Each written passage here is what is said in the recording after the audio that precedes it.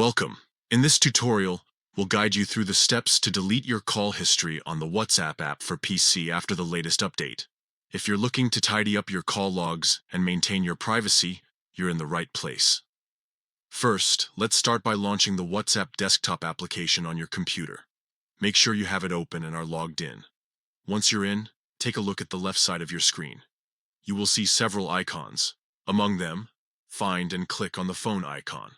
This action will direct you to the Calls section, where all your recent call history is displayed. Now that you are in the Calls section, it's time to find the specific call you want to delete. Scroll through your recent calls until you locate the entry that needs to go. Once you've found it, right-click on that call entry.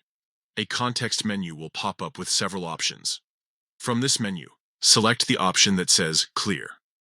This action will prompt WhatsApp to delete that particular call from your history. It's as simple as that. If you have more calls to remove, just repeat this process. Right-click on each call entry you wish to delete and select Clear again. By following these straightforward steps, you can efficiently manage your call history on WhatsApp using your PC. Keeping your call logs organized not only helps maintain privacy, but also ensures that your application remains clutter-free. Thank you for joining us in this quick tutorial.